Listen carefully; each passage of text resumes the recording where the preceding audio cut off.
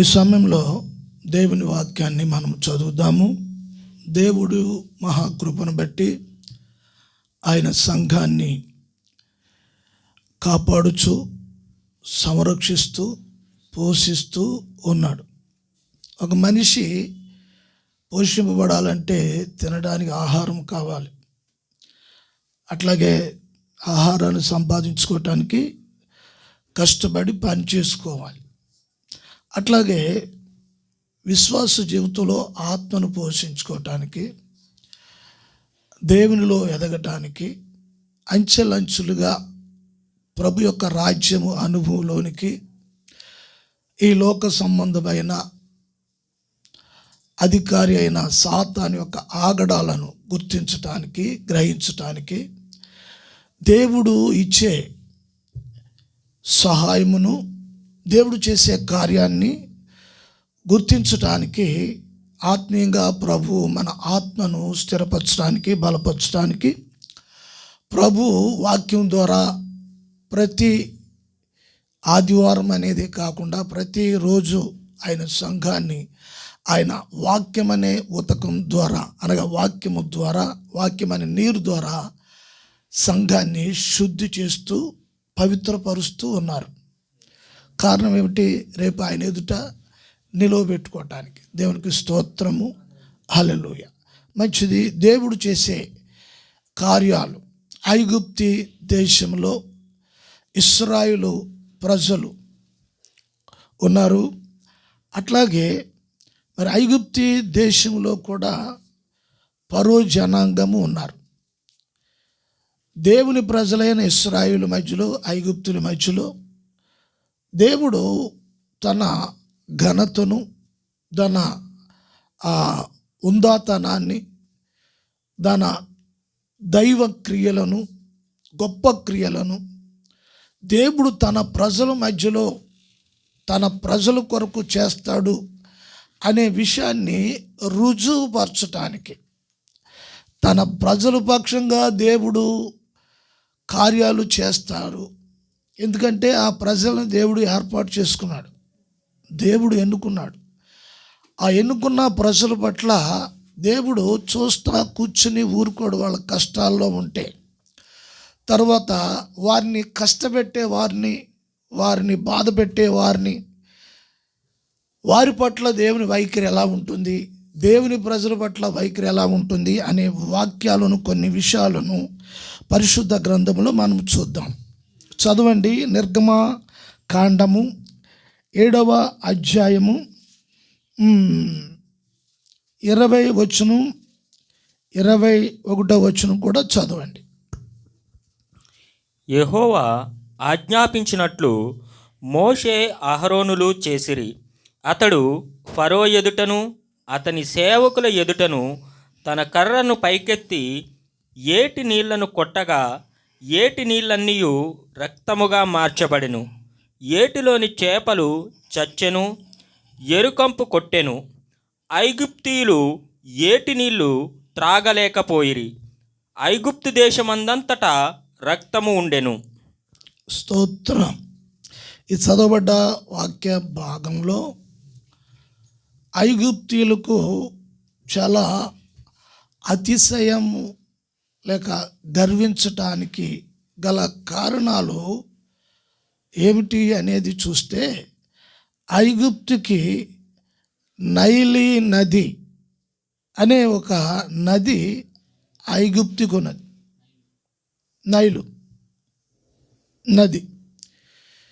ఆ నీళ్ళు చాలా చక్కగా తాగడానికి, వాడుకోవడానికి అన్ని విధాలుగా ఆ నీళ్ళు వారికి ఉన్నవి. ఆ నీరును ఆ నది నుండి కాలువలుగాను అట్లాగే చెరువులుగాను చేసుకుని ఆ ఐగుప్తిలో ఉన్న ఐగుప్తులు వాటిని వాడుకుంటూ ఉన్నారు. అంతేకాదు ఆ నైలి నదికి దాన్ని ఒక దేవతగా భావించి దాన్ని పూజిస్తారు. నైలి నది, దేవునికి స్తోత్రం. దాన్ని వారు ఏమని పిలుస్తారు అనేది మనము చూస్తే ఓసిరియన్ ఓషిరిన్ అని పిలుస్తారు. ఇది ఆ నదికి లేక ఒక దేవతగా భావించి దానికి ఆ పేరు పెట్టుకుంటారు. పెట్టి దాన్ని పూజిస్తారు, ఆరాధిస్తారు. గమనించాలి, మన భారతదేశంలో కూడా మనకి కూడా కొన్ని నదులు ఉన్నాయి. భారతదేశంలో ఉన్నవారు ఆ నదులను కూడా పూజిస్తారు. కావేరి, తుంగభద్ర, గంగా, యమున, ఇలాగ గోదావరి అనేది కూడా అది ఒక పేరు. వాటిని పూజిస్తూ ఆ నదిలో డబ్బులు వేస్తూ, పువ్వులు వేస్తూ పూజిస్తూ ఉంటారు. ఈ సంప్రదాయం ఐగుప్తు నుండి వచ్చిందని కొంతమంది చరిత్రకారులు చెప్తారు. నదిలో కూడా డబ్బులు వేస్తారు కదా, నదిలో బ్రిడ్జిల మీద, గోదావరి బ్రిడ్జి మీద వెళ్తుంటే, ట్రైన్లోంచి వెళ్తుంటే కొంతమంది డబ్బులు కాయిన్స్ వేస్తారు. కాయిన్ చేసి దండం పెట్టుకుంటారు. ఇది ఆ సంప్రదాయము. అది ఐగుప్తు దేశంలో నైలి నది నుండి, అక్కడ నుండి ఇది ఆ సంప్రదాయం వలస వచ్చింది ఇక్కడికి. గమనించాలి. అట్లాగే ఈ నదిని వారు దేవతగా భావించి ఆ నది నీళ్లను బట్టి, ఆ నదిని బట్టి ఆ చుట్టుపక్కల ఉన్న దేశాలు వినాలి, మంచిగా మనసు పెట్టి చక్కగా వినాలి. ఆ చుట్టుపక్కల ఉన్న దేశాలు మీద కూడా వీళ్ళు అతిశయించి మాకు ఒక గొప్ప నది ఉంది అని ఆ నదిని బట్టి ఐగుప్తు రాజు ఫరో అతను గర్వించడమే కాక ఐగుప్తులు కూడా చాలా గర్విస్తారు. దేవునికి స్తోత్రం, హల్లెలూయా. వేరే దేశాలకి కొంచెం వాటర్ లేని దేశాలు ఎన్నో ఉన్నాయి, నదులు లేని దేశాలు ఎన్నో ఉన్నాయి. ఇప్పుడు మన తెలంగాణ రాష్ట్రంలో నదులు లేవు, చెరువులు ఉంటాయి. వర్షమే ఆధారం, పంటలకి వర్షమే ఆధారం. అవునా? చూడండి. అయితే మరి అట్లాగే ఈ నదిని బట్టి వారు అతిశయిస్తారు, గర్విస్తారు. దేవుడు వారు దేని గురించి అతిశయిస్తున్నారు, గర్విస్తున్నారు అనేది చూసినప్పుడు వారికి ఆ నదియే అతిశయ కారణమయ్యి. స్తోత్రం, హల్లెలూయా. దేవుని ప్రజలు, దేవుని బిడ్డలు దీని నుండి నేర్చుకోవాల్సింది ఏంటి? మనము చూడాలి. ఇలాగా ఏమి నేర్చుకోవాలి? ఇక్కడ నేను చెప్తున్నాను కదా, 17 నుండి 24 వరకు చదివితే ఇంకా కొన్ని మాటలు మీకు అర్థమవుతాయి. అయితే ఇప్పుడు కాదు, ఎందుకు అనేది మనం ఈ పాఠము నేర్చుకోవాలంటే, ఏది కలిగి ఉన్నా దానిని చూసుకుని ఎవ్వరూ కూడా గర్వించకూడదు. అది విద్య అవ్వచ్చు, చేతి పని అవ్వచ్చు, లేకపోతే ఏదో టాలెంట్ అవ్వచ్చు, లేదా ధనమే అవ్వచ్చు, ఉద్యోగమే అవ్వచ్చు, తెలివితేటలే అవ్వచ్చు, ఐశ్వర్యమే అవ్వచ్చు. ఏది ఏమైనాను సంఘములో ఉన్న ప్రతి ఒక్కరు, కొంతమంది మంచిగా పాటలు పాడతారు, కొంతమంది మంచిగా వాక్యం చదువుతారు, కొంతమంది మంచిగా ప్రార్థన చేస్తారు. ఇలాగా ఉండటం అనేది మంచిదే. కానీ నేను బాగా చేయగలను, చేస్తాను అనే ఈ అతిశయం ఏదైతే ఉందో అది ఆ వ్యక్తికి నష్టాన్ని, శాపాన్ని తీసుకొస్తుంది. హల్లెలూయా. గమనించాలి. నీ తెలివితేటలు, నీ జ్ఞానము, నీ సామర్థ్యత దేవుని సంఘానికి మేలు చేసేటట్లుగాను, పరిచర్యకు ఉపయోగపడేటట్లుగాను, దైవ సేవకులకు పని కొరకు ప్రోత్సహించేవారుగాను నీకున్న సామర్థ్యం అంతా ఉపయోగించాలి. స్తోత్రం. అయితే ఈ నదిని బట్టి వారు అతిశయించడం కారణం బట్టి దేవుడు మోషే, అహరోనులకు ఇచ్చిన విషయం ఏమిటంటే, నీ కర్రతో ఆ ఏటు మీద కొట్టు. మరో మాట కూడా చదువుతామా? సంఖ్యాకాండము 33:4. అప్పుడు ఐగుప్తీయుల దేవతలకు యెహోవా తీర్పు తీర్చెను. దేవుడు ఐగుప్తి దేవతలకు తీర్పు తీర్చెను. మనము ఈ నిర్గమకాండంలో దేవుడు 10 అద్భుతాలు లేక 10 తెగుళ్ళు రప్పించాడు ఐగుప్తు దేశం మీదకి. ఇప్పుడు మనం చదువుతున్నది మొదటి తెగులు.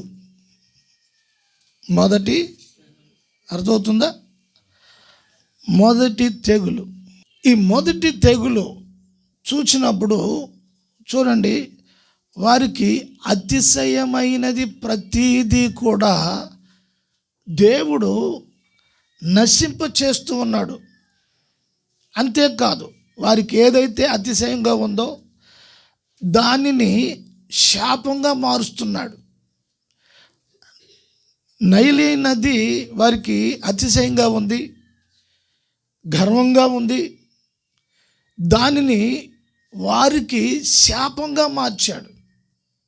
అంతేకాదు, వారికి ఉన్న ఈ 10 మంది దేవతలు పేర్లతో పిలువబడుతున్న ఆ దేవతలకు సర్వశక్తుడైన దేవుడు తీర్పు తీర్చుచున్నాడు అని వాక్యము చదువుచున్నాం.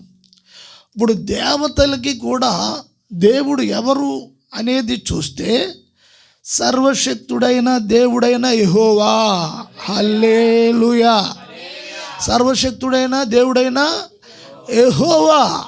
ఇప్పుడు ఆ దేవతలకు ఈయన తీర్పు తీర్చున్నాడని 33 సంఖ్యాకాండము 4వ వచనంలో మనము చూస్తున్నాం.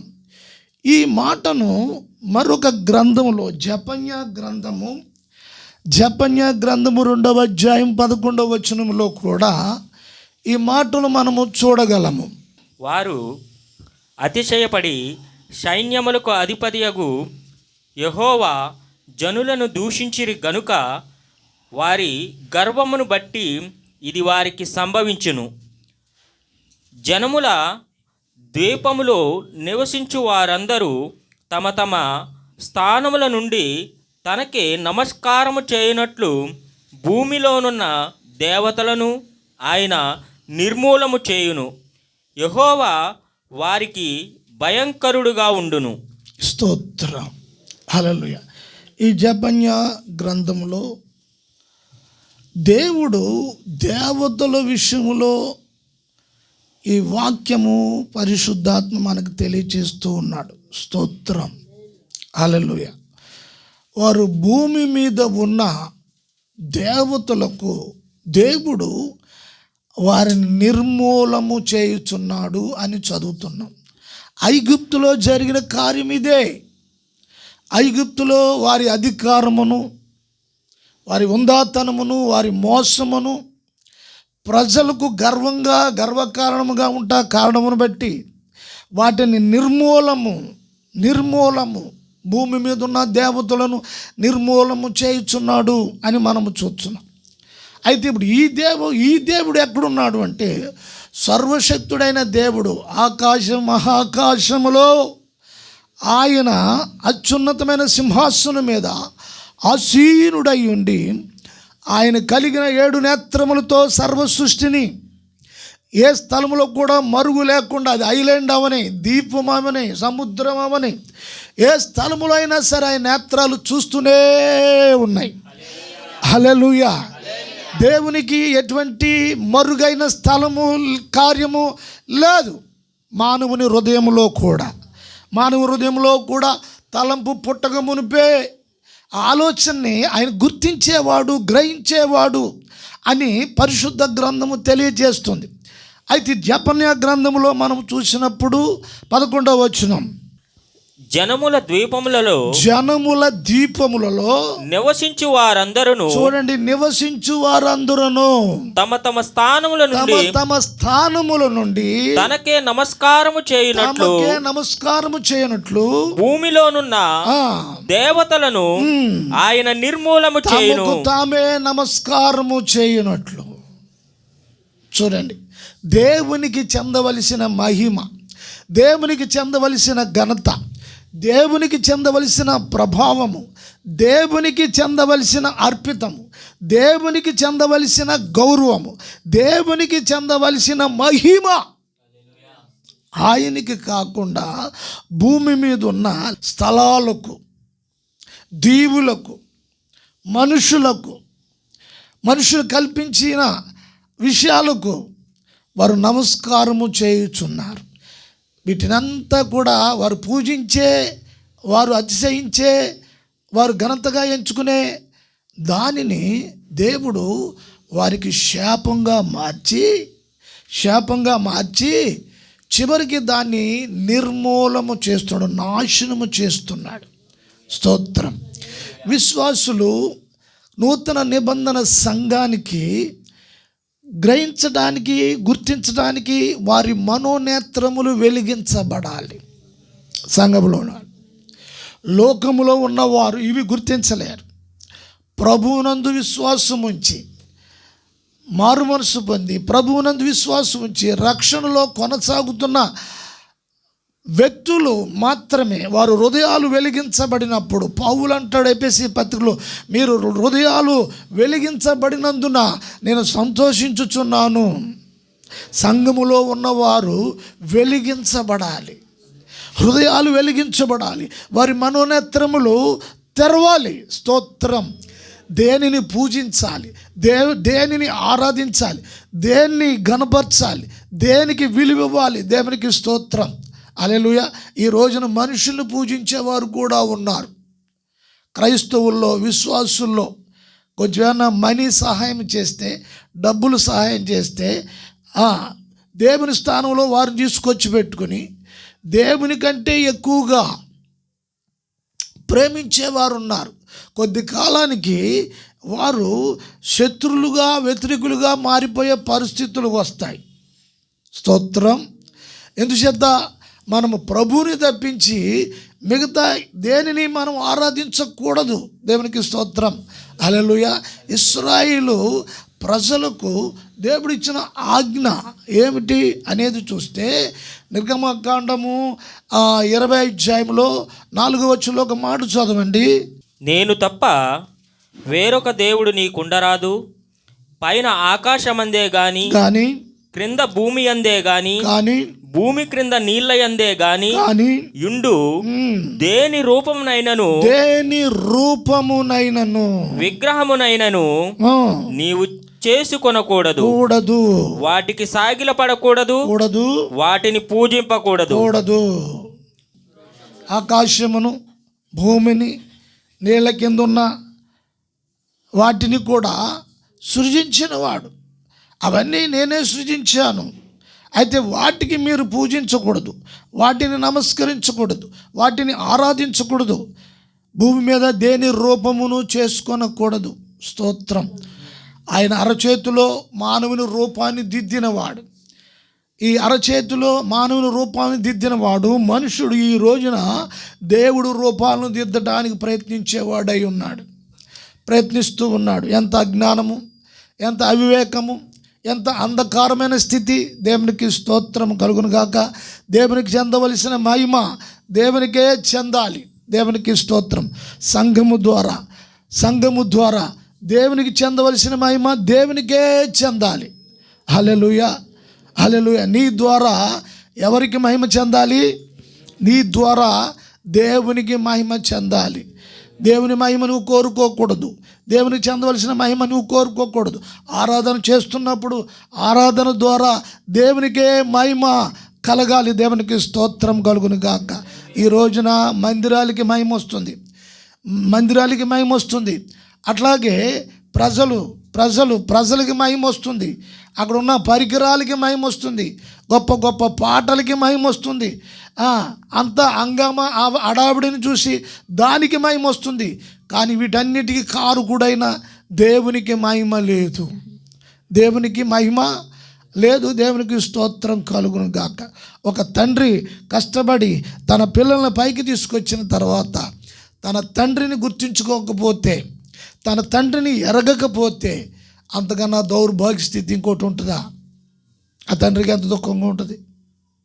ఆ తండ్రికి చెందవలసిన గౌరవం ఆ తండ్రికి చెందకపోతే దేవునికి స్తోత్రం, ఎంత దుఃఖకరంగా ఉంటుంది. అవే పరిస్థితులు దేవుడు తన పరిశుద్ధ గ్రంథములో ప్రజలకి దేవునికి మధ్యలో ఉండవలసిన ప్రేమ అనురాగాలను ఆ ప్రజల ద్వారా దేవునికి మహిమ చెందాలి. మహిమ చెందటం అంటే అదేదో ఒక పనిగా అనేది కాదు. దేవునికి స్తోత్రం. ఆ ఘనత, ఆ ప్రభావమును, ఆ గౌరవం దేని ద్వారా అంటే దేవుని మీద ప్రేమ ద్వారా. నా ప్రభుని ఆరాధించడానికి ప్రేమ ద్వారా. దేవునికి స్తోత్రం. ఆరాధన స్థలానికి వచ్చేవారు దేని గురించి రావాలి? అక్కడ మా ఊళ్ళో అందరూ ఉన్నారేనండి, మా ఊళ్ళో అందరూ అక్కడ ఉన్నారేనండి, అక్కడికి వెళ్తున్నానండి, మా ఊళ్ళో ఉన్నారని వెళ్తున్నానండి అక్కడికి. తర్వాత అండి అక్కడ కొంచెం ఏదో సహాయం చేస్తున్నారని ఇంకా అక్కడికి వెళ్తున్నానండి. ఇలా కాదు, వాక్యం వద్దకు, దేవుని వద్దకు ఆరాధించటానికి వచ్చే వ్యక్తి హృదయము ప్రభు మీద ప్రేమ ద్వారా రావాలి. స్తోత్రాలు చెప్పండి. ప్రేమ ద్వారా రావాలి. మరి మీరు ఎందుకు వస్తున్నారు? మీరు ఎలా వస్తున్నారు? అక్కడక్కడ మంచి భోజనాలు ఉంటాయని వస్తున్నారా? మంచి భోజనాలు ఉంటాయని వస్తున్నారా? అంతేనా? కాదు. ప్రభువుని ఆరాధించడానికి, ప్రభువుని మహిమపరచడానికి, ప్రభువుని గురించి ప్రార్థించడానికి, ప్రభువుని గణపరచడానికి ఆ స్థలానికి ఎందుకు రావాలి అంటే ఆయన నన్ను విమోచించాడు. ఏ వ్యక్తి నా కొరకు రక్తమును చిందించలేదు, ఎవరు నా కొరకు ప్రాణం పెట్టలేదు. ఆయనే నా కొరకు ప్రాణం పెట్టాడు. ఆయన ఉన్నతమైన స్థితిని విడిచిపెట్టుకున్నాడు. నా హృదయము దేవునికి దూరం అయిపోయినప్పుడు, నేను భ్రష్టుణ్ణి అయిపోయినప్పుడు, నేను నిరాధారముగా, ఆధారము లేని వ్యక్తిగా, దేవుడు లేని వ్యక్తిగా, దైవారాధన ఎరగని వ్యక్తిగా, ఆత్మారాధన ఎరగని వ్యక్తిగా తిరుగుచున్నప్పుడు ప్రభువు నన్ను దర్శించారు. నా కుటుంబంలోంచి నన్ను ప్రత్యేకించారు. నా కుటుంబంలోంచి పౌలు వలె నన్ను తీశారు.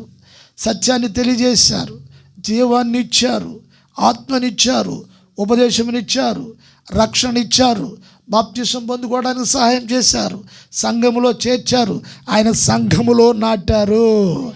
హల్లెలూయా, హల్లెలూయా. ఆయన సంఘములో నన్ను నాటారు. Praise the Lord. హల్లెలూయా. ఐగుప్తు నది రక్తముగా మారిపోయింది. అంతేకాదు, నదిలో నీళ్ళే కాదు రక్తంగా మారిపోవటం, చెరువుల్లో నీళ్లు కూడా రక్తంగా మారిపోయాయి, కాలువల్లో నీరు కూడా రక్తంగా మారిపోయింది. ఐగుప్తు దేశంలో మరి ఇప్పుడు మనం నీళ్లు నిల్వ చేసుకుంటాం కదా, తొట్టుల్లోనూ డ్రమ్ముల్లో బిందుల్లో వేసుకుంటాం కదా. అట్లాగే పెట్టుకున్న నీళ్ళలో మ్రానుతో చేయబడిన, చెక్కతో చేయబడిన ఐగుప్తీయులు పెద్ద పెద్ద గాబులను, తొట్టులను పెట్టుకుని నీళ్లు దాంట్లో నిల్వ చేసుకుంటారు. ఆ తొట్టులో ఉన్న నీళ్లు కూడా రక్తంగా మారిపోయాయి. స్నానం చేద్దామని నీళ్లు పెట్టుకుంటే స్నానాలు దొడ్లో ఉన్న నీళ్లు కూడా రక్తంగా మారిపోయాయి. తాగే నీళ్లు రక్తంగా మారిపోయాయి. వంట చేసుకునే నీళ్లు రక్తంగా మారిపోయాయి. నదిలో చేపలు చచ్చిపోయాయి, చెరువులో చేపలు చచ్చిపోయాయి, కాలువలో చేపలు చచ్చిపోయాయి. ఎక్కడ చూసినా దుర్వాసన కప్పు కొడతా ఉంది. ఏంటి? వీళ్ళు అతిశయించి గర్వించి గొప్పగా చూచుకుని అతిశయిస్తున్న దానిని దేవుడు ఎలా మార్చేశాడు? కంపు కొట్టేటట్లుగా మార్చేశాడు. చూడండి ఎంత ఆశ్చర్యంగా ఉందో. అందుకే మనోనేత్రములు, సంఘములో ఉన్నవారు మనోనేత్రములు వెలిగించబడాలి. కొంతమంది చూడండి, వారికి కలిగింది ఏదైనా ఉంటే దాని గురించి అనేక సార్లు చెప్తారు. అదేదో ఉంది కాబట్టి, అదేదో ఆధారం ఉంది కాబట్టి ఏదో చేసుకో. ఏంటి ఆధారం? అది ఏదో ఉంది కాబట్టి అండి, కొంచెం ఏదో ఇది అండి, ఆ భూమి ఏదో ఉంది కాబట్టి, ఆ ఇల్లు ఏదో ఉంది కాబట్టి, ఆ ఉద్యోగం ఏదో ఉంది కాబట్టి అండి ఇదన్నీ నేను చేస్తున్నానండి, ఇదంతా చేస్తున్నది కాబట్టి చేస్తున్నాను. ఇదంతా కాదు, దేవుడు ఏదో ఉన్నాడు కాబట్టి ఏదో చేస్తున్నాం అనే మాట రావాలి. దేవుడు ఏదో మా అందు ఉన్నాడు, దేవుని అందు ఏదో మేము ఉన్నాము, ఉండగలుగుతున్న మా అతిశయం దేవుడే, మా అతిశయం ప్రభువే, మా అతిశయం మా రక్షణే, మా అతిశయం మా విశ్వాసమే. దేవునికి స్తోత్రం కలుగును గాక. హల్లెలూయా. ప్రియ సహోదరి సహోదరులారా, అయితే నీ అతిశయం మహిమకరంగా సువాసన కలిగేటట్లుగా ఉండాలి. స్తోత్రం. వారి గర్వం ఎలా మారిపోయింది? కంపు కొట్టేదిగా మారిపోయింది. దేవునికి స్తోత్రం. ఆ దేశంలో ఉన్న తాంత్రికులు, మంత్రగాళ్ళు వాళ్ళందరూ వచ్చారు, చూశారు. ఇది సామాన్యమైన ఒక మానవ శక్తి కార్యము కాదు అని చెప్పారు ఫరోతోటి. మోషే అహరోనులు అక్కడ నిలబడి ఉన్నారు, మాంత్రికులు తాంత్రికులు అక్కడ చూస్తున్నారు. టక్కు టమాటారాలు అన్నీ కూడా అక్కడికి వచ్చేసారు. దేవుని స్తోత్రం. ధూమ్ ధామ్ అన్న వాళ్ళందరూ అక్కడికి వచ్చేసారు. ఫరో పిలిపించాడు, ఆ దేశంలో ఉన్న ఈ మాంత్రికులందరినీ పిలిపించాడు. చిల్లంగి, భానువతి, చేతబడి చేసే ఈ వ్యక్తులందరినీ పిలిపించేశాడు. ఒరే నాయన, ఏంటో చూడండి, వాళ్ళు ఏదో చేస్తున్నారు, దీనికంటే గొప్పగా చేయడానికి ప్రయత్నించారు. వాళ్ళకి అర్థమైపోయింది, ఇది మేము ఏదో భూమి మీద ఉన్న దేవతా శక్తులు, మంత్రశక్తులతోటి మేము కొంచెం ఏదో చేయగలుగుతున్నాం, కానీ ఇదిగో వీళ్ళిద్దరు చేసే కార్యాలు ఏవైతే ఉన్నాయో అది అసాధారణమైన కార్యములు. అవి సాధారణమైనవి కావు, అవి సర్వశక్తుడైన దేవుడు చేసే కార్యములు మాత్రమే. Praise the Lord. స్తోత్రములు. హల్లెలూయా. దేవతలకు తీర్పు తీర్చేవాడు. ఈ మాట వింటున్నప్పుడు ఎలా ఉంటుంది? ఒళ్ళు జలధరిస్తుంది. దేవతలకు ఈ రోజున పూజించే ఒక రోజున అవన్నీ నడి రోడ్డు మీద విసిరి పారేస్తారు. వెండి బంగారపు వస్తువులు రూపాలుగా చేసుకున్న విషయం. నీ దేవుడు ఎంత శక్తిమంతుడో తెలుసా? నీ దేవుడు ఎంత ధనికుడో తెలుసా? నీ దేవుడు ఎంత ఘనుడో తెలుసా? దేవునికి స్తోత్రం కలుగును గాక. హల్లెలూయా. ఆయన పక్షంగా నువ్వు నిలబడడానికి, ఆయన నీకు రక్షణ ఇవ్వడానికి ఏ యోగ్యత కలిగి ఉన్నదని నీకు నాకు ఆయన రక్షణ ఇచ్చారు? ఏ యోగ్యత లేదు. ఆయన కృపే.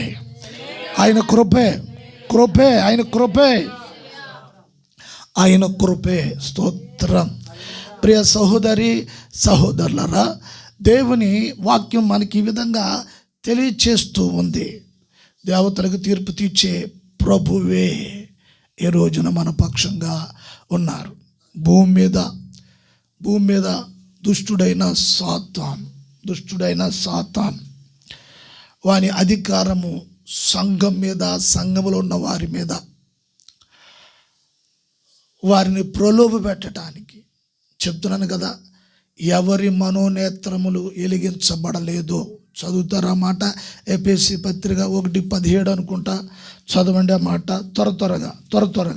మరియు మీ మనోనేత్రములు వెలిగింపబడినందున ఆయన మిమ్మును పిలిచిన పిలుపు వలనైన నిరీక్షణ ఎట్టిదో, పరిశుద్ధులలో ఆయన స్వాస్యం యొక్క మహిమైశ్వర్యం ఎట్టిదో. చూడండి, సంఘంతో పౌలు చెప్తున్నాడు, మీ మనోనేత్రములు వెలిగింపబడినందున. అయితే మిమ్మల్ని అంటే సంఘమును గురించి పౌలు మాట్లాడుతున్నాడు. సంఘమును గురించి మీ మనోనేత్రములు వెలిగింపబడినందున ఆయన మహిమా కార్యములు, ఆయన నిరీక్షణ ఎట్టిదో ఏమిటో ఈ విషయాలు గుర్తించటానికి. అంటే ఇప్పుడు సంఘానికి మనోనేత్రం వెలిగించబడిన వ్యక్తి ప్రభు యొక్క మహిమను గూర్చి సంఘములో ఏ విధంగా జీవించాలో ప్రతి ఒక్క వ్యక్తికి ప్రభువు పౌలు ద్వారా తెలియజేస్తున్న సంగతులను పరిశుద్ధాత్మ ఈ లేఖనాలు వివరిస్తూ ఉన్నాడు. పరిశుద్ధాత్మ ఈ లేఖనాలు విశ్వాసులను పరిశుద్ధపరచడానికి, పరిశుద్ధపరచబడిన ఒక వ్యక్తి ప్రభు మహిమను గూర్చి మనస్సు కలిగి ఉండటం, ఆలోచన కలిగి ఉండటం, ప్రభువుని మహిమ ఎట్టిదో దానిని గూర్చి ఎరిగే వారిగా ఉండటం. అది ఎట్టిదో దేవునికి స్తోత్రం. హల్లెలూయా. ముందు మనోనేత్రములు వెలిగించబడినందున. సంఘంలో చూస్తున్నారు, ఒక్కొక్కరిని చూస్తున్నారు. వారి మనోనేత్రములు వెలిగించబడిన వ్యక్తులు జీవితంలో ఉన్న చర్యలు ఏ విధంగా ఉంటాయి? ఆ మహిమను గూర్చిన సంగతులు వారు గుర్తిస్తారు, గమనిస్తారు. దేవునికి స్తోత్రం. సంఘములో ఎలాగా జీవించాలి, లోకములో నేను ఎలా జీవించాలి, ఆత్మల కొరకు ఎలా ప్రయాసపడాలి, ఆయన మహిమ ఎట్టిదో, ఆయన ఘనత ఎట్టిదో, ఆయన గూర్చిన నిరీక్షణ ఎట్టిదో.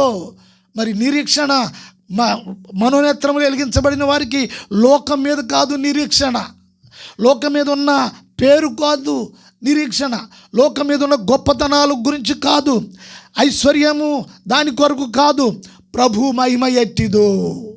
అక్కడ ఒకటొకటి వివరించుకుంటా వెళ్ళిపోతున్నప్పుడు చాలా విషయాలు ఉన్నవి. అయితే ఈ రోజున అహరోను, మోషే ఫరోతో మాట్లాడడానికి వెళుతున్నప్పుడు దేవుడి విషయం చెప్పారు అని చెప్తున్న సమయంలో కొన్నిసార్లు ఫరో లోబడుతున్నట్టుగా మాట్లాడాడు, రాజీ పడుతున్నట్టుగా మాట్లాడాడు. 4-5 సందర్భాల్లో ఇక మనం విషయాలు ధ్యానిస్తాం కదా, అక్కడ దాంట్లో వస్తాయి విషయాలన్నీ కూడా. రాజీ పడుతున్నట్టుగానే ఉన్నాడు, కానీ రాజీ పడేవాడు కాదు. దేవునికి స్తోత్రం. అదే నిర్గమకాండము 18వ అధ్యాయము 11వ వచనం. ఐగుప్తీయులు గర్వించి గర్వించి ఇశ్రాయేలీల మీద, చూడండి, దేవుని ప్రజల మీద చేసిన దౌర్జన్యము బట్టి ఏం చేస్తున్నారట? చూడండి, దౌర్జన్యం. గమనించాలి ప్రియ సంగమా, నీవు ఎవరి మీదైనా కూడా దేవుని ప్రజల మీద కానీ, దేవుని సేవకుల మీద కానీ, దేవుని సంఘం మీద కానీ దౌర్జన్యమును చేస్తుంటే చూచే ప్రభు ఉన్నాడు. దేవునికి స్తోత్రం. దౌర్జన్యము చేయాలి అంటే ఆ వ్యక్తి గర్వాంధుడై ఉండాలి, గర్వంతో ఉండేవారై ఉండాలి. ఆ స్త్రీ అయినా పురుషులైనా గర్వంగా మాట్లాడేవారు, గర్వంగా కనిపించేవారు. దేవునికి స్తోత్రములు కలుగును గాక. ఐగుప్తులు గర్వము చేత ఇశ్రాయేలును ఏం చేశారు? దౌర్జన్యం అంటే తెలుసా? ఈ దౌర్జన్యం ఎందుకు వస్తుంది? దౌర్జన్యం ఎలా వస్తుంది అంటే గర్వమును బట్టి వస్తుంది దౌర్జన్యం. కొంతమంది మూర్ఖంగా చేస్తుంటారు, కొన్ని కార్యాలు దౌర్జన్యంగా చేస్తారు, క్రమబద్ధంగా ఉండవు. దేవునికి స్తోత్రం. నేను చెప్తున్న మాటలు వాక్యంలోంచి చూడాలి, కానీ మీకు సైడ్ ట్రాక్ వెళ్తుందేమో అనుకుంటున్నాను నేను. కాదు కదా. దేవునికి స్తోత్రం. హల్లెలూయా. ఐగుప్తులంటే లోకం, వారు దౌర్జన్యం. ప్రభు ఎరగిన వాడు, రక్షణ లేనివాడు, మారు మనసు లేనివాడు దౌర్జన్యంగా మాట్లాడే అర్థం ఉంది. ఈ రోజున క్రైస్తవులే దౌర్జన్యంగా మారిపోతున్నారు. కారణం ఏంటి? గర్వము. ఈ వచ్చిన భాగంలో మనం చదువుతున్నప్పుడు 11:10 చదువు, 11వ వచనం చదువు. ఐగుప్తీయులు గర్వించి ఇశ్రాయేలీల మీద. ఈ మాట చదువుతున్నప్పుడు ఎలా ఉంది చూడండి. సంగమా, అవలక్షణం అంటారు దీన్ని. సంఘానికి ఉండకూడని లక్షణం, విశ్వాసికి ఉండకూడని లక్షణం, క్షమించలేని గుణము గర్వం కలిగిన వారికి ఉంటుంది. క్షమించలేని గుణము, క్షమించేసి దేవుని కుదిరిపెట్టాలి. నీ జీవితంలో నిన్నెవరు బాధ పెట్టినా, ఏం చేసినా ప్రభువుకి అప్పగించేసి, క్షమించేసి ప్రభువుకి విడిచిపెట్టేసేయాలి. దేవునికి స్తోత్రం. క్షమించలేని గుణము, గర్వము. ఐగుప్తీయులు గర్వించి ఇశ్రాయేలీల మీద దౌర్జన్యము చేసిన దౌర్జన్యమును బట్టి ఆయన చేసిన దాన్ని చూచి యెహోవా. చూచేవాడు ఉన్నాడా లేదా? నీకు అన్యాయం కలుగుతుంది, నీకు అన్యాయం జరుగుతుంది, నీకు నష్టం జరుగుతుంది, నీకు అవమానం జరుగుతుంది, నీకు కష్టం జరుగుతుంది, నిన్ను బాధ పెడుతున్నారు. చూచేవాడు ఉన్నాడా లేడా? ఏంటి? రోజులు కాలం గడిచిపోతుంది. దేవుని స్తోత్రం. నేనేమో దేవుని కుదిలే చేతులు కట్టుకున్నాను. నేను ఏమైనా చేద్దాం అనుకుంటే దేవుడు ఉన్నాడు కానీ భయం వేసి ఇంకేం దేవుడు చేయట్లేదు, ఇంకా చేయట్లేదు అనుకున్నావా? దేవునికి స్తోత్రం. ఆయన చేసిన దాన్ని చూచి యెహోవా సమస్త దేవతల కంటే గొప్పవాడని ఇప్పుడు నాకు తెలిసినదనెను. సమస్త దేవతల కంటే గొప్పవాడు అని. సమస్త దేవతలు ఐగుప్తులోనే కాదండి, ఐగుప్తులో ఉన్న దేవతలే కదండి, యావత్తు ప్రపంచం మీద ఉన్న దేవతలు. దేవునికి స్తోత్రం. హల్లెలూయా. గమనించాలి, సమస్త దేవతల కంటే గొప్పవాడని ఇప్పుడు నాకు తెలిసినదనెను. దేవునికి స్తోత్రం కలుగును గాక. హల్లెలూయా. చూడండి, కొంతమంది విశ్వాసులు ఎలా ఉంటారంటే ప్రార్థనకి వెళ్తారు, వస్తారు, స్తోత్రాలు చెప్తారు, పాటలు పాడతారు, ఇవన్నీ చేస్తారు. ప్రార్థనకి వెళ్ళి రోడ్డు మీద నడుచుకుంటా వచ్చేస్తున్నప్పుడు అక్కడ రోడ్డు మీద ఒక నిమ్మకాయ తొక్క ఎవడో మొత్తం మీద ఏదో కడుపులో మంట వచ్చి మొత్తం నిమ్మకాయ ఉప్పేసి పిండేసి తాగేసి ఆ తొక్క పాడేశాడు. అది రోడ్డు మీద వచ్చేస్తుంటే అయ్యో ఎవరో నిమ్మకాయ తిప్పేసి పాడేశారని, లేదా పొరగ్గా దాని కాలు తగిలిందనుకో ఇంటికి వచ్చి నిద్రపోరు. ఏంటి పాటలు, వాక్యము, ప్రార్థన, విశ్వాసము, కోటాలు ఇవన్నీ ఉంటాయి. ఇక ఆవిడేం చేస్తుందంటే ఈ భర్తనే ఉంటుందంటే అది తొక్కేసాను ఏమైపోయింది అని ఈ భర్తతో బాగా అటువంటిప్పుడు ఈ భర్త ఏం చేస్తాడు ఏం చేయక పాస్టర్ గారు చెప్తే మళ్ళీ పాస్టర్ గారు ఏమంటాడు, ఏమైనా చెవాట్లాడతాడేమని. అప్పుడు మొత్తం మీద దేవుడు అని అనాలి, తప్పే ఉంది. అక్కడ సాయిబూరు ఉన్నారు, లేకపోతే ఇంకోటి అక్కడ ఏదో తావిదిస్తారు ఎల్లు అని అంటే వీడు వెళ్తాడు, భర్త వెళ్తాడు. అప్పుడు ఆడేదో ఇస్తాడు, మొత్తం మీద ఇచ్చిన తర్వాత ఇది కాలు కట్టిన తర్వాత లేకపోతే మెడలో కట్టేసిన తర్వాత ఎక్కడో కట్టేసిన తర్వాత ఆవిడ అమ్మగారికి నిద్రపడుతుంది. ఇంతగాడు ఎవడో తాగేసి నిమ్మకాయ పిండుకు రోడ్డు మీద ఆడేసాడు, అది తగిలి వచ్చిన బావులో చదువుతుంటే దేవతల కంటే గొప్పవాడని ఇప్పుడు నాకు తెలిసినది. మరి సంఘానికి ఎప్పుడు తెలియాలి? ప్రభువే, ఆరాధనే, సంఘమే, చర్చే, అన్నీ మామూలే.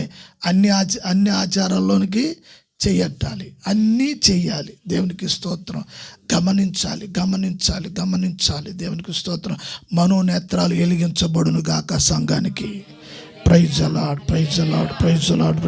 నీ ప్రభువు, నా ప్రభువు, ఈ భూలోకంలో ఉన్న సర్వశక్తి, అన్ని శక్తుల కంటే గొప్పవాడు మన ప్రభువు. దేవునికి స్తోత్రము కలుగును గాక. ఎఫెసీ పత్రిక 6వ అధ్యాయము 12వ వచనము. ఏలయనగా మనము పోరాడునది శరీరులతో కాదు గాని ప్రధానులతోనూ అధికారులతోనూ ప్రస్తుత అంధకార సంబంధులకు లోకనాథులతోనూ ఆకాశ మండలమందున్న దురాత్మల సమూహములతోనూ పోరాడుచున్నాము. స్తోత్రం. అయితే చూడండి, ఎఫెసీ పత్రిక 1వ అధ్యాయము ఒక భాగంగా ఉంది, 2వ అధ్యాయము మరొక భాగంగా ఉంది, 3వ అధ్యాయము ఒక భాగంగా ఉంది, 4వ అధ్యాయం ఒక భాగంగా ఉంది, 5వ అధ్యాయము ఒక భాగం ఉంది. అయితే ఇప్పుడు ఈ చివరి అధ్యాయము 6వ అధ్యాయంలో 12వ వచనంలో పౌలు సంఘముతో చెప్తున్నాడు. సంఘానికి చూడాలి, ఇలా చూడాలి. సంఘానికి ఒక పోరాటం ఉందని చెప్తున్నాడు ఈ 6వ అధ్యాయంలో. అంటే ఇప్పుడు 5 అధ్యాయాలు ఒక్కొక్క అనుభవంలోంచి వస్తూ 6వ అధ్యాయంకి వచ్చేసేటప్పటికి ఇక్కడ ఒక యుద్ధ వాతావరణము, పోరాటము ఉంది అని చెప్తున్నాడు. స్తోత్రం. ఆయన అంటున్నాడు మనము పోరాడునది. ఇలా చూడండి, అంటే ఇప్పుడు పౌలు అన్నాడు మనము పోరాడింది, ఈ పోరాటం నాకు ఉందని పౌలు చెప్తున్నాడు. ఈ పోరాటం నాకు ఉందని చెప్తున్నాడు. అలాగే నాకు ఉందని చెప్తూ ఏమన్నాడంటే సంఘంలో ఉన్న మీకు ఉందని చెప్తున్నాడు. అర్థమవుతుందా? ఈ సంఘంలో రక్షణ పొంది విశ్వాసం నుండి వాక్యాన్ని పట్టుకుని అపోస్తుల బోధ అనుసరించి ఆ బోధ ప్రకారంగా జీవిస్తున్న, బ్రతకడానికి తీర్మానం చేసుకున్న నీకు నాకు, అంటే నాకు కూడా అని చెప్తున్నాడు పౌలు, మనకే అని కూడా చెప్తున్నాడు, నాకు అని చెప్తున్నాడు. మనకు ఒక పోరాటం ఉంది. అయితే ఇప్పుడు ఈ పోరాటము ఎవరితో? ఈ పోరాటం ఎవరితో? మనుషులతో కాదు అని చెప్తున్నాడు. అర్థమవుతుందా? పోరాటం. ఇదిగోండి వాళ్ళు మాట్లాడండి, వీళ్ళు మాట్లాడండి, వీళ్ళు మాకు పార్టీ అండి, వాళ్ళ పార్టీ, ఈ పార్టీలును ఈ పానీలు ఏమి కాదు. అయితే ఇప్పుడు మనకు ఒక పోరాటం ఉంది. ఏమిటి ఆ పోరాటం అంటే దురాత్మ సమూహములతో. ఏంటంట? దురాత్మ సమూహములు, ఈ లోక అధికారులు, ఆకాశ మండలములు ఉన్న దురాత్మల సమూహం. ఎట్లాగా? ఆకాశ మండలమునున్న దురాత్మల సమూహం. చూడండి ఇలా చూడండి. ఇప్పుడు సూర్యుడు ఉన్నాడు. సూర్యుడు మన హైదరాబాదులో నుండి చూస్తే అది అక్కడే దగ్గర మనకి ఇక్కడే ఉన్నట్టుగా కనిపిస్తాడు. అట్లాగే మూవ్ ఉంది, ఏంటి? చందమామ. ఇప్పుడు ఈ చందమామ కూడా ఎక్కడ ఉంది. మొన్న మా మేనల్లుడు ఆడు కొడుకు బండి ఎక్కాడు. బండి ఎక్కితే నైటు నేను బయటకు వెళ్తుంటే వచ్చేసి ఎక్కేసాడు, ఏడుస్తాడు. సరే ఏడుస్తున్నాడు కదా, నీకు తీసుకెళ్ళాను. ఆడు నా తోటి అన్నాడు, ఓ పాస్టర్ గారు మీ హైదరాబాద్లో చందమామ ఉంటుందా అన్నాడు. ఉంటుందిరా అన్నాడు. చూసారా మనకు కూడా అలా వస్తుందా అన్నాడు. ఇలా చూశాను, ఓహో అనుకున్నాను నేను. అంటే గమనించాలి ఇక్కడ. ఎందుకు చెప్తున్నాను తెలిసేది? హైదరాబాదులో ఉన్న సూర్యుడు కనిపిస్తాడు, చందమామ కనిపిస్తుంది. హైదరాబాద్లో ఉన్నట్టే ఉంటుంది మనకి, అవునా? మీ ఊర్లో ఉంటే, మీ ఊర్లో వెళ్తే మా ఊర్లో చందమామ, మీ ఊర్లో చందమామ, హైదరాబాద్లో చందమామ, అండమాన్లో చందమామ, అమెరికాలో చందమామ, ఇదంతా ఒకటే. పౌలు అంటూ ఉన్నాడు దురాత్మల సమూహము, ఆకాశ మండలము నందున్న దురాత్మల సమూహం. దేవునికి స్తోత్రం కలుగు. లూసిఫరు దేవునికి వ్యతిరేకంగా తిరుగుబాటు చేసి, అదవుతుందా?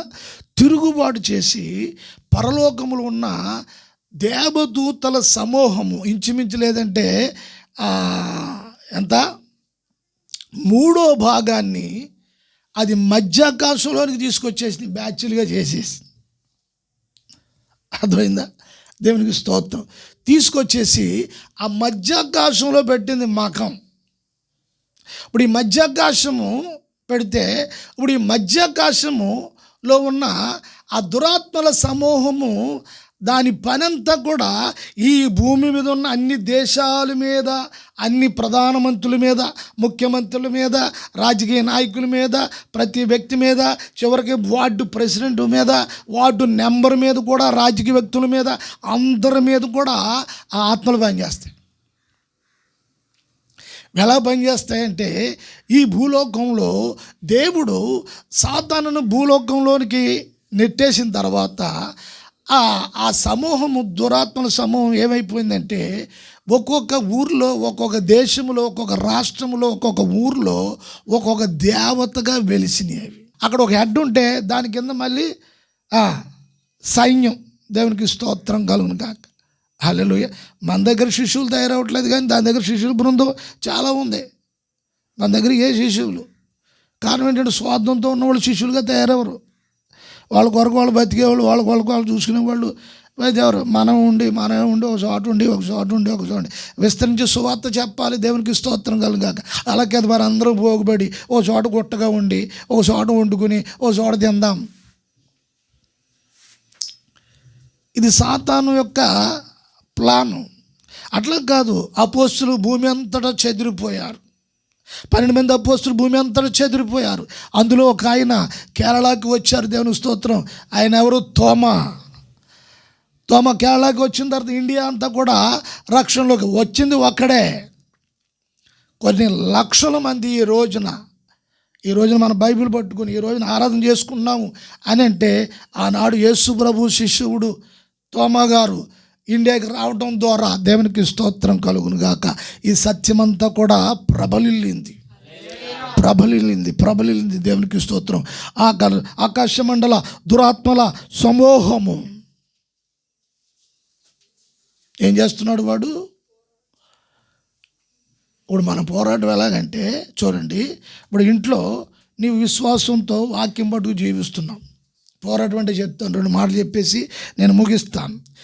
పోరాటం అంటే ఇప్పుడు వాక్యం విన్నాం, సత్యం విన్నాం, నీలో హృదయంలో ఒక తీర్మానం చేసేసుకున్నాం, ప్రభు కొరకు బ్రతకాలి, నా రక్షణ సాక్ష్యం అనేకులకు చెప్పాలి, నేను వెళ్ళిన చోట చెప్పాలి, సువార్త చెప్పాలి, అన్యజనులకు చెప్పాలి, నేను వెళ్ళిన ప్రాంతంలో ప్రభువుని గురించి సాక్ష్యం చెప్పాలి, నేను పనిచేసే చోట ప్రభు గురించి సాక్ష్యం చెప్పాలి, నా జీవితాన్ని పవిత్రంగా చూసుకోవాలి, విశ్వాసంతో చూసుకోవాలి, ఆత్మను పొందుకోవాలి, శక్తిని పొందాలి, పొందిన ఆత్మను ఓడగొట్టుకోకుండా కాపాడుకోవాలి జాగ్రత్తగా. స్తోత్రం. ఇలా ఈ తీర్మానాలతో కుటుంబములో సంఘములో ఉన్నవారిని దేవునికి స్తోత్రం. అయితే ఇప్పుడు నీ కుటుంబములో అటువంటి ఆసక్తి లేని వారు, భార్య అవ్వచ్చు, భర్త అవ్వచ్చు, పిల్లలు అవ్వచ్చు, కుటుంబంలో తండ్రి అవ్వచ్చు, తల్లి అవ్వచ్చు, వీళ్ళు ఈ తీర్మానం చేసుకున్న వాళ్ళకి వ్యతిరేకంగా ఉంటారు. ప్రతిదీ అర్థమవుతుందా? వ్యతిరేకంగా ఉంటారు. ప్రతి విషయం తినే దాంట్లో వ్యతిరేకంగా ఉండరు, కట్టుకునే దాంట్లో వ్యతిరేకంగా ఉండరు, దైవికమైన ఆధ్యాత్మికమైన వాక్యానుసారమైన జీవిత విషయాల్లో వ్యతిరేకంగా ఉంటారు. ఇప్పుడు వాళ్ళతో మనకేంటి పోరాటం. ఇప్పుడు వాళ్ళలో పనిచేసేది ఎవరు? ఈ దురాత్మల సమూహం దేవునికి వ్యతిరేకంగా ఉండి వాళ్ళల్లో పనిచేస్తూ ఉంటుంది. ఇది మనోనేత్రం వెలిగించబడని విశ్వాసకి ఏముంటుందంటే వాళ్ళ మీద ద్వేషం పెంచుకోవడం, పెరగటం ఉంటుంది. ఇప్పుడు వాళ్ళలో పనిచేసేది ఎవరు అనేది చూడాలంటే నీ మనోనేత్రం వెలిగించబడాలి. వెలిగించబడినప్పుడు మాత్రమే ఈ సంగతులు అర్థమవుతాయి. మిమ్మల్ని ఒక మాట అడుగుతాను. ఇప్పుడు యెహోవా దేవుడు వ్యతిరేకంగా ఐగుప్తులో చేసిన కార్యములు ఎవరికి వ్యతిరేకంగా చేశాడు? యెహోవా దేవుడు ఐగుప్తు దేవతలకు వ్యతిరేకంగా చేశాడు. అర్థమవుతుందా? ఐగుప్తు దేవతలకు వ్యతిరేకంగా ఆయన తీర్పు తీర్చారు. దేవునికి స్తోత్రం కలుగును గాక. దేవుని ప్రజలకు వ్యతిరేకంగా వాళ్ళు నిలబడ్డారు, వాళ్ళకి తీర్పు తీర్చాడు. దేవుడు చూస్తా ఊరుకుండేవాడు కాదు. సంఘానికి నష్టం కలిగించిన, సంఘానికి బాధ పెట్టిన, సంఘంలో ఉన్న వారిని హింసించిన, బాధ పెట్టిన చూస్తూ ఊరుకునేవాడు కాదు నీ ప్రభు. స్తోత్రం, హల్లెలూయా. ఆకాశ మండలమున్న దురాత్మ సమూహములతో, దురాత్మల సమూహములతో నీకు పోరాటం. అందుకని మనుషుల మీద ద్వేషం పెంచుకోవటం కాదు, వాళ్ళలో ఉన్న దురాత్మలతో నువ్వు పోరాటం చేయాలి. అంటే ఆ దురాత్మలు చదువు 6వ వచనం మరోసారి. ఏలయనగా మనము పోరాడునది, చూడండి, మనము పోరాడినది శరీరులతో కాదు. ఒక్కసారి ఆగుదాం. మనం పోరాడినది. ఈ రోజున వాక్యం వింటూ ఆరాధనకు వస్తూ ఉంటున్నా, మరి ఇక్కడ ఉన్న మీకు ఎంతమందికి పోరాటం ఉంది? కొన్ని వ్యసనాలు ఉంటాయి. తాగుడు, పేకాట, ఇంకొకటి ఈ పైకి కనిపించే ఉంటాయి, ఈ పైకి కనిపిస్తాయి. నిజంగా ఒక సరైన ఉపవాసం ఉండి గట్టిగా ఒక తీవ్రమైన ప్రార్థన చేస్తే ఈ టప్పని ఊడిపోతాయి. ఈ పెద్ద ఏం కాదు. అయితే హృదయములో ఉంటాయి, కనబడవు. హృదయములో ఉంటాయి, అవి కనబడవు. చూడ్డానికి మంచోళ్ళుగా, మంచితనంగా ఉన్నట్టు, దీనులుగా ఉన్నట్టు పైకి కనిపిస్తుంది రూపం. మనము పోరాడినది శరీరులతో కాదు. శరీరులతో కాదంటే మనుషులతో కాదు. మరి ఏంటంటే దురాత్మలు, దురాత్మలతోటి నీకు పోరాటం, వాటికి శరీరం లేదు. మరి వాటితో పోరాటం ఎలా ఉంటుంది నీకు? వాటికి శరీరం లేదు, మరి వాటితో నువ్వు పోరాటం. నువ్వు ఆత్మ కాదు కదా, నువ్వు శరీరంలో ఉన్నావు, నువ్వు శరీరంతో ఉన్నావు. అది ఆత్మ నీకు కనిపించదు. దేవునికి స్తోత్రం కలుగును గాక. ఆత్మ నీకు కనిపించదు. అది కనిపించాలి అంటే నీ యొక్క మనోనేత్రము వెలిగించబడాలి. వెలిగించబడిన వ్యక్తిగా ఆత్మలు కనిపిస్తూ ఉంటాయి. ఇప్పుడు ఆత్మ కనిపించి అది నీతోడైనా కొట్లాడుతుందంటే అది నీతో డైరెక్ట్గా కొట్లాడలేదు. ఇప్పుడు దానికి ఏం కావాలి? దానికి ఒక శరీరం కావాలి. దానికి ఒక శరీరం కావాలి. దానికి శరీరం కావాలంటే ఇప్పుడు నిన్ను వాడుకోవాలంటే నీ మనోనేత్రము వెలిగించబడింది. అందుచేత నిన్ను వాడుకోలేదు. ఏం చేత నువ్వు గుర్తుపెట్టేస్తావు, నీలో ప్రవేశించలేదు. నువ్వు వాక్యం కలిగి ఉంటావు, ఆత్మనే ఆత్మను కలిగి ఉంటావు, వాక్యం కలిగి ఉంటావు, ప్రార్థన చేసుకుంటావు, వాక్యాన్ని గ్రహిస్తావు. దేవునికి స్తోత్రం. విన్న వాక్యం అంతా కూడా హృదయంలో ఉండిపోద్ది. వాక్యం గుర్తుంచటం అనేదే కాదు. దేవునికి స్తోత్రం. ఆ వాక్యాన్ని జీర్ణించుకోవాలి. దేవుని స్తోత్రం కలుగును గాక. హల్లెలూయా. అది నీ మనోనేత్రములు వెలిగించబడిన వ్యక్తి గుర్తిస్తారు. ఆ వ్యక్తిలో పని చేయదు దురాత్మ. మరి ఎవరికి పని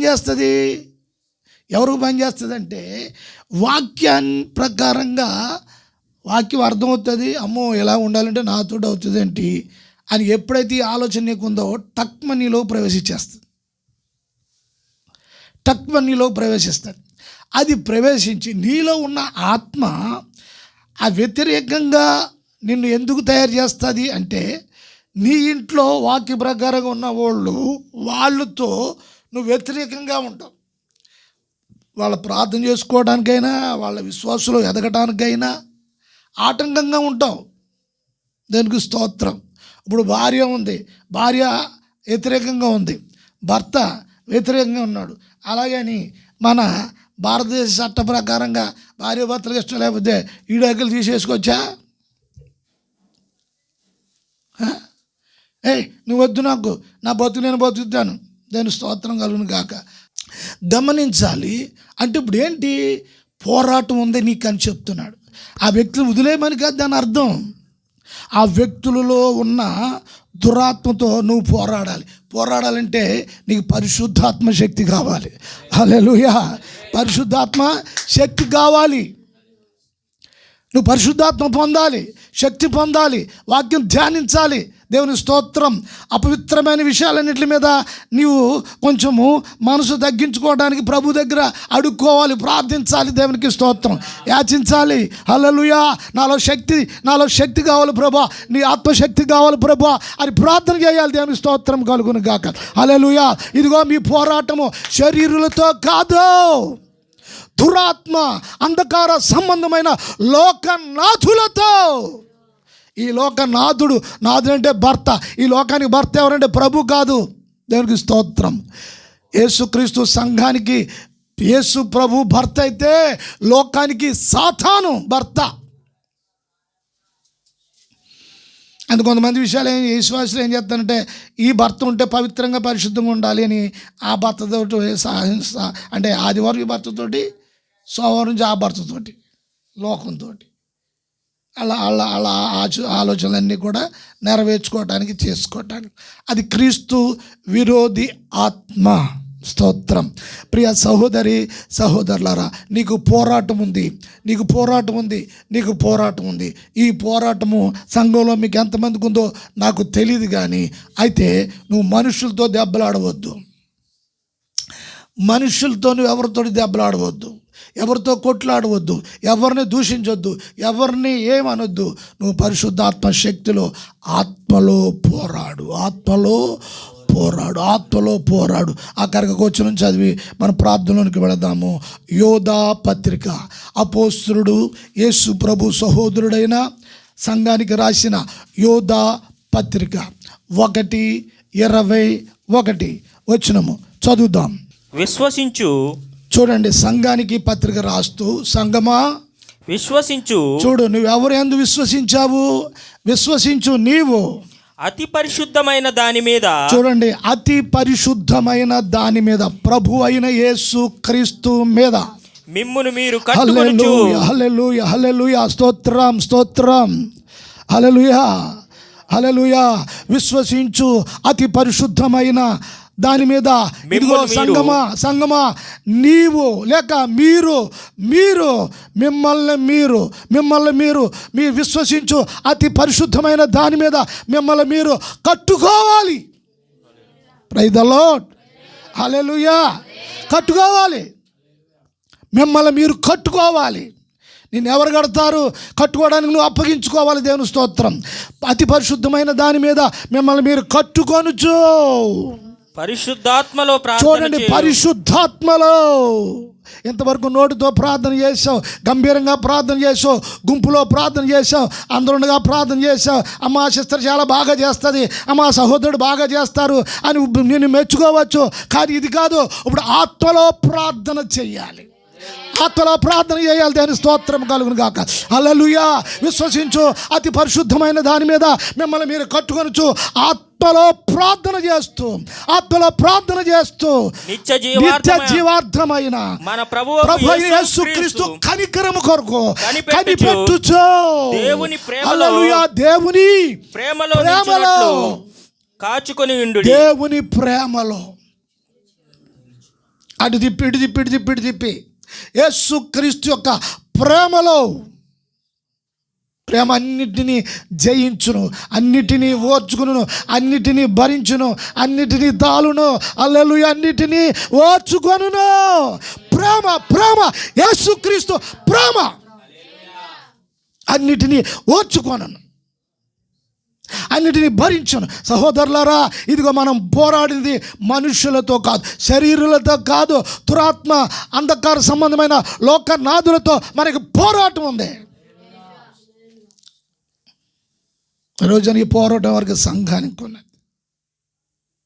పవిత్రమైన జీవితం, పరిశుద్ధమైన జీవితం, దురాలోచనతో, దురాశలతో పోరాటం, మోసంతో పోరాటం, అబద్ధంతో పోరాటం, అపనమ్మకాలతో పోరాటం.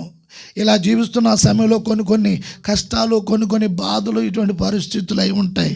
అవన్నీ ఉన్నను పరిశుద్ధాత్మ దేవుడు వాక్యం ద్వారా మనల్ని ఈ సహవాసంలో బలపరుస్తూ ఉంటారు. హల్లెలూయా, హల్లెలూయా, హల్లెలూయా, హల్లెలూయా, హల్లెలూయా.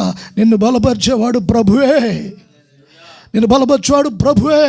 నువ్వు శరీరంలో అనారోగ్యంతో ఉండవచ్చు, రోగాలతో పోరాటం చేస్తూ ఉండవచ్చు, శరీరం బలహీనమైపోయి ఉండవచ్చు, ఆత్మలో బలహీనురాలు అయిపోయి ఉండవచ్చు, లోక సంబంధమైన పరిస్థితులు, ఒత్తిళ్ళు బలహీనరాలు అయిపోయి ఉండవచ్చు. కానీ పరిశుద్ధాత్మలో ప్రార్థన చేసే అనుభవంలోనికి సంఘం వెళ్ళాలని ప్రభు చెప్తున్నారు, వాక్యం బోధిస్తున్నారు. హల్లెలూయా. ఆ విధంగా సంఘం అంతా కూడా సిద్ధపడులాగున ప్రభు సంఘాన్ని బలపరిచి దీవించి ఆశ్రయించుగాక. ఈ మాటలను ముగిస్తూ ఉన్నాను. ప్రార్థన చేద్దాము, ప్రార్థన చేద్దాం. స్తుతించండి, అందరూ కూడా స్తుతించండి. కళ్ళు మూసుకొని వాక్యం